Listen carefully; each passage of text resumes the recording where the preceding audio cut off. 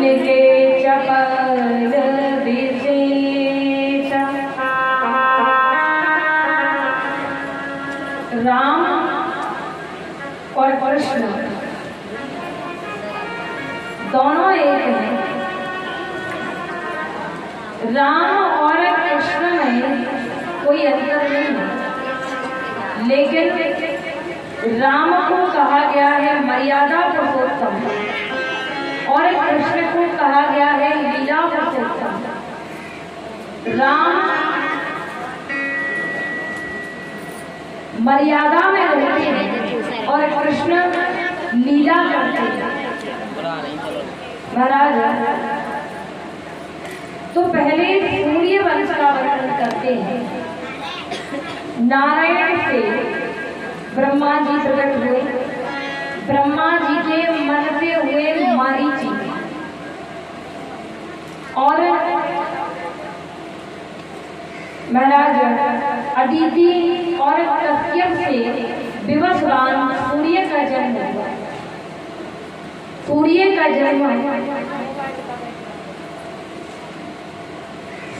जन्म हुआ तो यहीं से सूर्य वंश प्रारंभ हुआ। अब सूर्य वंश में एक राजा हुए जिनका नाम है वैवस्वत मनु। मनु कई प्रकार के हुए और हम आज मनुष्य कहलाते हैं। हमको मनुष्य क्यों कहा जाता है? तो मनु की, हम सब मनु की ही संतान है, इसलिए हमको मनुष्य कहा जाता है। तो वैवस्वत मनु थे और ये संतान ही थे।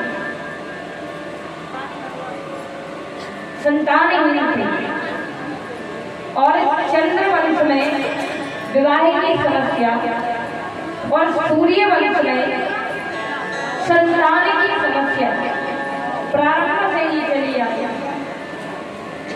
चंद्रवंश में बिना लड़ाई झगड़े के विवाह नहीं होते थे और वही परंपरा आज तक चली आ रही है। आज भी ऐसा कोई विवाह नहीं जिसमें थोड़ा बहुत खटपट होना है। वो तो विवाह में तो अवश्य होगा ही होगा। इतने लोग बैठे, इतने विवाह किए होंगे, एक भी विवाह शांति से तो होता नहीं। अधिकांश विवाह अभी भी लड़ाई झगड़े के बाद ही संपन्न होते हैं। तो चंद्रवंश में विवाह की समस्या और सूर्यवंश में संतान की समस्या। बिना लड़ाई झगड़े के चंद्रवंश में विवाह नहीं और सूर्यवंश में बिना यज्ञ हवन किए संतान। वैवस्वत मनु के यहाँ कोई संतान नहीं थी, बड़े दुखी रहते थे। एक दिन अपने गुरुदेव वशिष्ठ जी महाराज के पास में पहुंचे और वशिष्ठ जी महाराज से कहा कि मेरे यहाँ कोई संतान नहीं है, मेरे यहाँ कोई संतान नहीं है। अब आप ही कुछ ऐसा कीजिए कि महाराज संतान हो जाए। तो वशिष्ठ जी महाराज ने कहा कि आप चिंता मत करो, हम एक यज्ञ कराते हैं। तो वशिष्ठ जी महाराज ने एक यज्ञ कराया, मित्रावरुण नाम का यज्ञ। कौन सा यज्ञ? मित्रावरुण। यज्ञ के होताओं को बुलाया, आहुति डाली, लेकिन वैवस्वत मनु की जो रानी थी उनकी इच्छा थी, वो भी नारायण की बड़ी भक्त थी और उनकी इच्छा थी कि जो मेरे यहाँ संतान हो वह कन्या हो। राजा की इच्छा थी कि मेरे यहाँ जो संतान हो वो पुत्र हो। लेकिन यज्ञ के होताओं ने आहुति डाली, लेकिन रानी की भक्ति से वैवस्वत मनु नाम के राजा के यहाँ एक कन्या ने जन्म लिया। कन्या ने जब जन्म लिया तो कन्या को देख करके वो प्रसन्न नहीं हुए। महाराज लेकिन आज भी हमारा यही हाल है कि अगर घर में बेटी हो जाए तो बूढ़ी दादी दरवाजे पर बैठ करके कहने लगती कि अरे कोई पूछे बहू के यहाँ क्या हुआ है तो कहते हैं अरे हमारी बहू ने तो बोझ को जन्म दिया, हमारी बहू के यहाँ तो बोझ आया। ऐसे कई लोग अपने मन में सोच रखते हैं, सब कहते हैं हमारी बहू के यहाँ लड्डू गोपाल आ जाए, कन्हैया आ जाए, गोविंद आ जाए, हमारे यहाँ में कन्हैया खेले। लेकिन आज तक किसी ने ये प्रार्थना नहीं की होगी कि हमारे यहाँ लाडली सरकार आ जाए, राधा रानी आ जाए, दुर्गा मैया आ जाए, लक्ष्मी मैया आ जाए। क्या आज तक किसी ने कहा है? नहीं, क्योंकि हमारी सोच ही ऐसी है। और आज जो हमारी सोच ये है, यदि आज भी है, आज भी हम बेटियों को ऐसा ही समझते हैं तो ये सबसे बड़ी घृणित बात है। क्योंकि जो बेटे भी नहीं आज कर सकते वो बेटियां कर सकते हैं, क्योंकि जिम्मेदारियों का बोझ परिवार पे पड़ा तो जब ऑटो रिक्शा ट्रेन को चलाने लगी बेटियां, जिम्मेदारियों का बोझ परिवार पे पड़ा तो जब ऑटो रिक्शा ट्रेन को चलाने लगी बेटियां, हो घर में बटा के हाथ रहती है माँ के साथ, अब तो शमशान तक भी जाने लगी बेटियां, कि घर में बटा के हाथ रहती है वो माँ के साथ, अब तो शमशान तक भी जाने लगी बेटियां, कि जिम्मेदारियों का बोझ। तो बेटियों ने क्या नहीं किया? महाराज, बेटा और बेटी एक ही है, एक समान है, समान भाव रखे। क्योंकि बेटी भी हर घर में जन्म नहीं लेती। जो हमारे कन्हैया को घर पसंद आ जाता है जिसका घर, उसी के घर में बेटी होती है।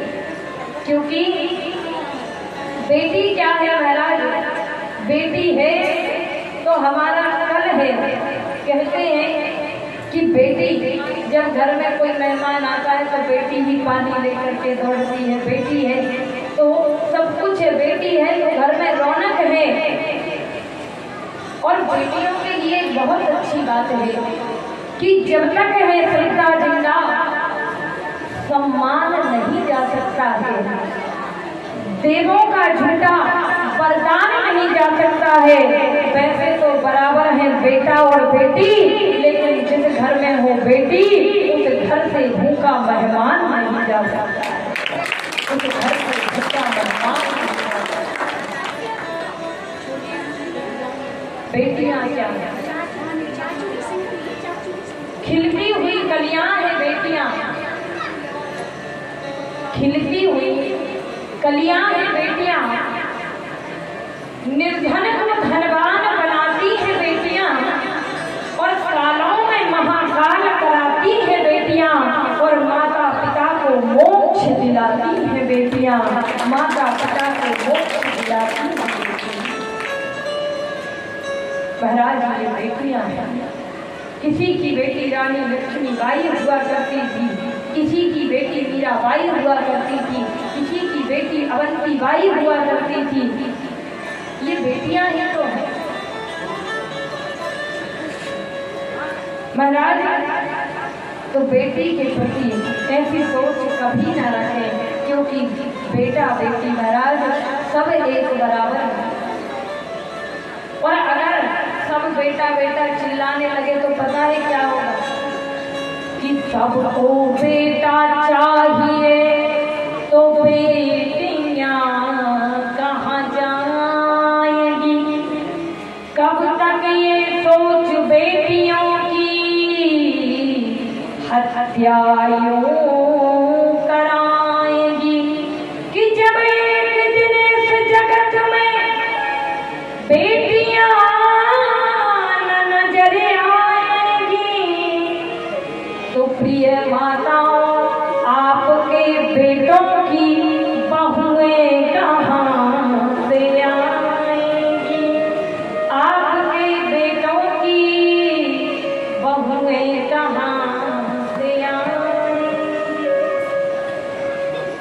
तो बेटी के लिए दो शब्द हैं मेरे पास, आइए दो लाइन गुनगुना ही लेते हैं कि बेटे का सम्मान जगत में,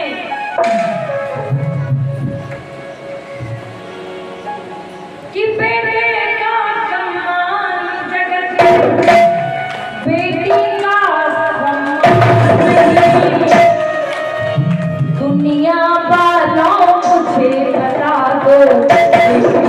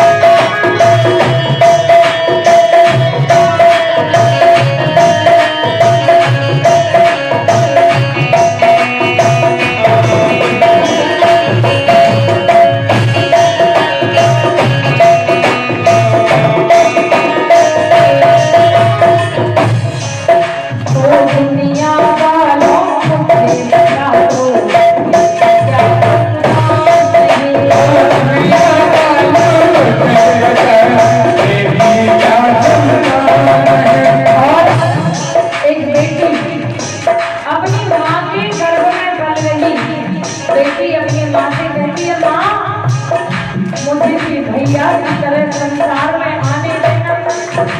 माँ, हम दोनों एक बराबर हैं, बेटा बेटी एक बराबर, कोई बड़ा नहीं छोटा है। हर किस्म के इन दोनों में छोटा है।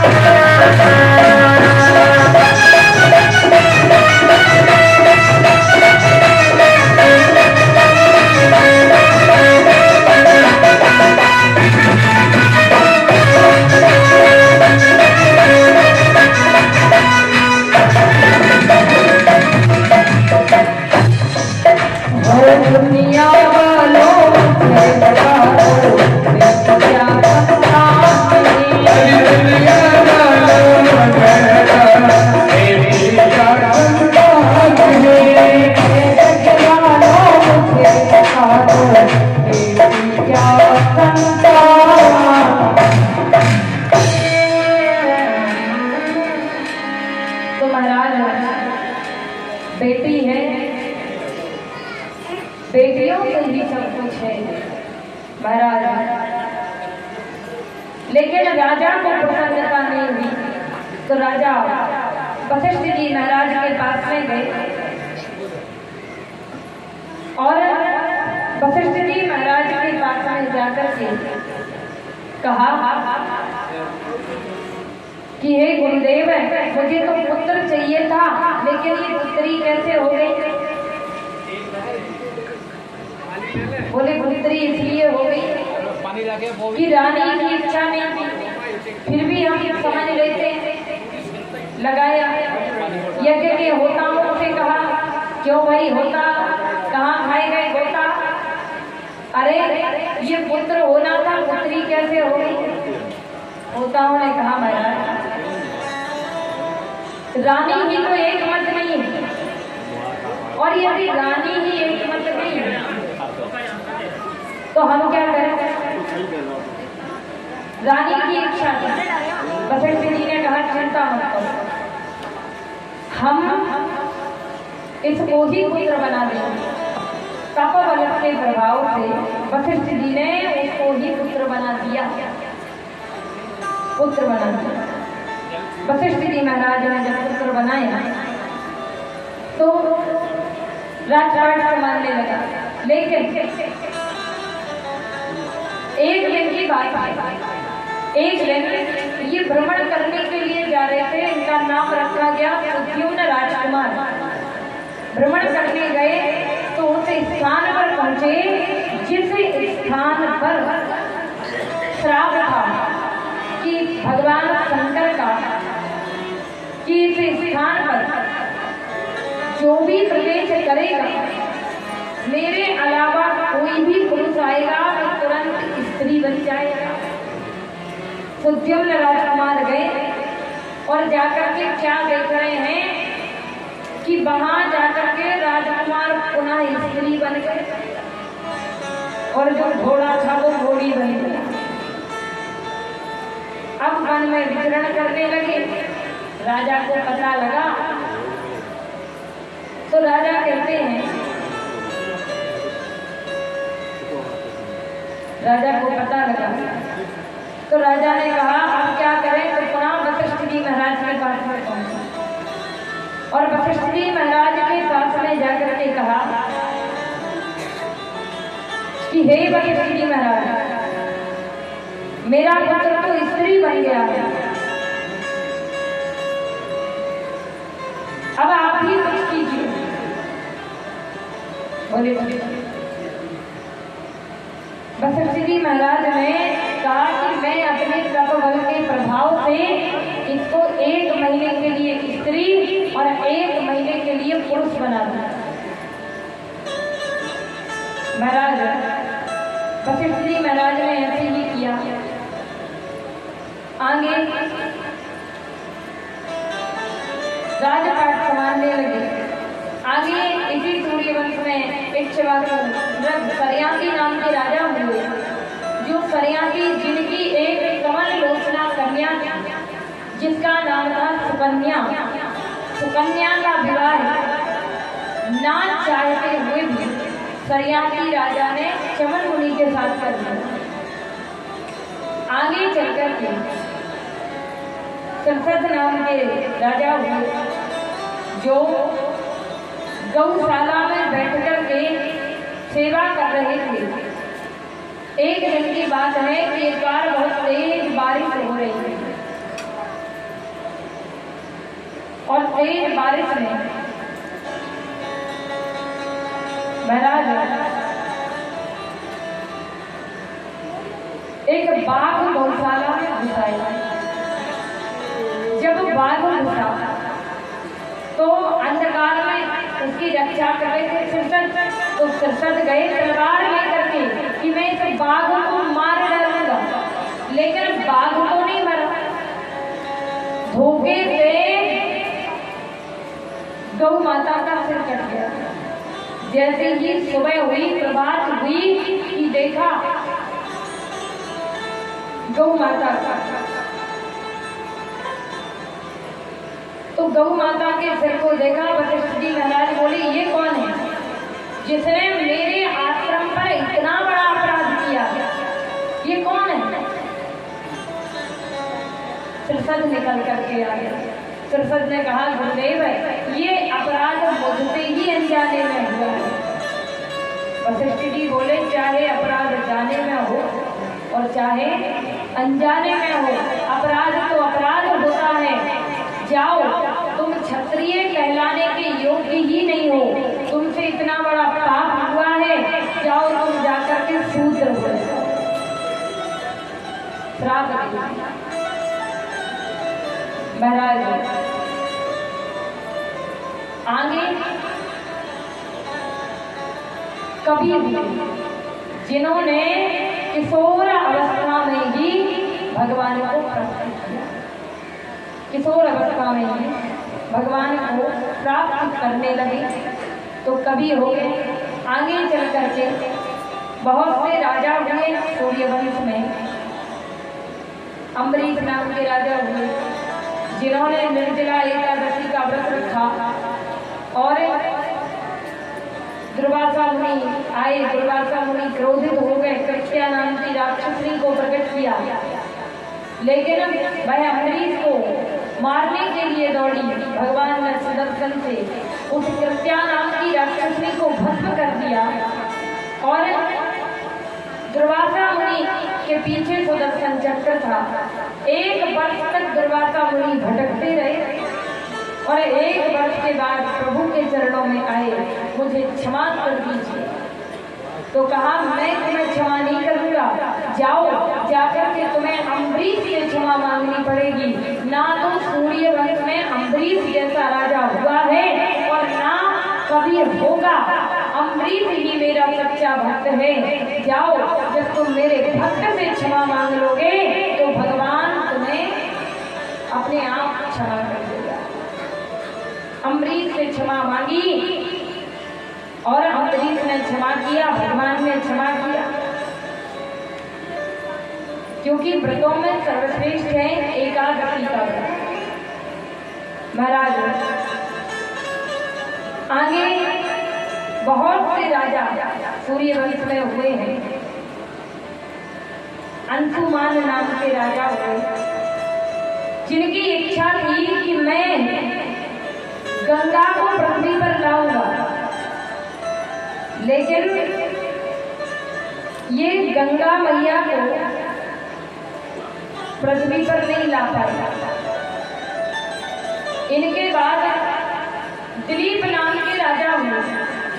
दिलीप नाम के राजा ने बहुत तपस्या की गंगा मैया को लाने के लिए, लेकिन वो भी गंगा मैया को नहीं ला पाया। आगे चलकर के भागीरथ नाम के राजा हुए। भागीरथ नाम के राजा ने बहुत तपस्या की और भागीरथ नाम के राजा परम पावनी पापनाशनी माँ गंगा मैया के पवित्र पावन जल को, गंगा मैया को पृथ्वी पर लेकर के आए हैं। बोलिए गंगा मैया की जय हो। और सभी से माँ पतित पावनी माँ गंगा मैया पृथ्वी पर है और हमारे पापों का नाश कर रही है। और महाराज गंगा मैया को रहना है, लेकिन गंगा मैया तभी तक रहेगी जब तक हमारी इस पृथ्वी पर धर्म रहेगा। लेकिन उसके बाद जैसे सरस्वती माँ विलुप्त हो गई है, वैसे ही गंगा मैया को भी विलुप्त होना है। लेकिन एक माँ और है, भगवती माँ नर्मदा मैया। सभी महाराज ये कभी विलुप्त होने वाली नहीं है। और एक बार गंगा जाए, एक बार नर्मदा जाए। ये दक्षिण गंगा है नर्मदा मैया और ये उत्तर गंगा है। फल गंगा मैया भी जाकर के नर्मदा मैया में स्नान करती हैं, क्योंकि गंगा मैया जब सबके पापों को धोती है ना, तो एक दिन नर्मदा मैया में जाकर के गंगा मैया भी स्नान करती हैं। काली पड़ जाती है गंगा मैया पापों को धोते धोते, तो नर्मदा जी में आती है और माँ नर्मदा गंगा मैया को स्नान करा के, माँ नर्मदा मैया भी बहुत पवित्र नदी है। और एक बार जीवन में नर्मदा जी जरूर जाएं और गंगा जी भी जाएं, नर्मदा जी भी जाएं, क्योंकि एक बार नर्मदा मैया के नाम पर और गंगा मैया के नाम पर दोनों हाथ उठा के हर हर गंगे हर हर नर्मदे। तो आइए बड़े सुंदर भाव से 2 मिनट माँ पतित पावनी कल कल करती माँ के चरणों में 2 लाइन माँ नर्मदा मैया के चरणों में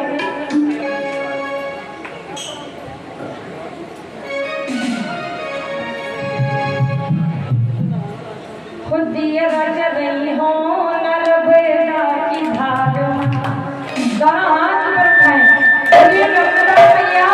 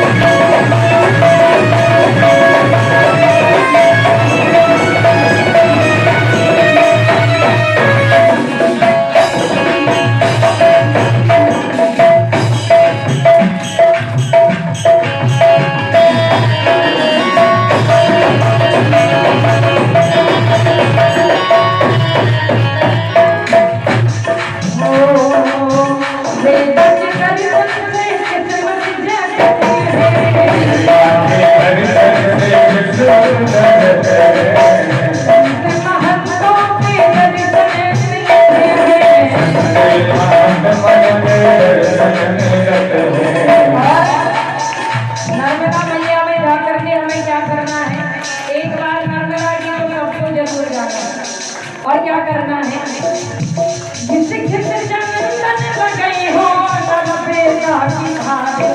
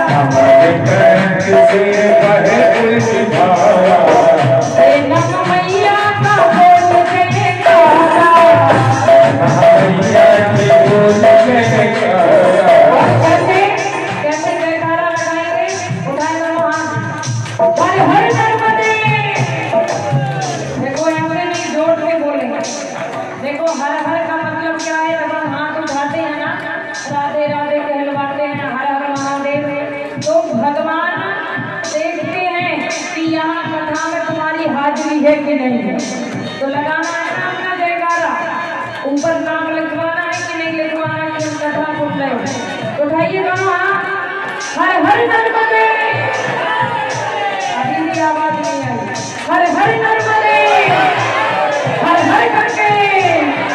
हे राम मैया तो बोल रहे आया, मैया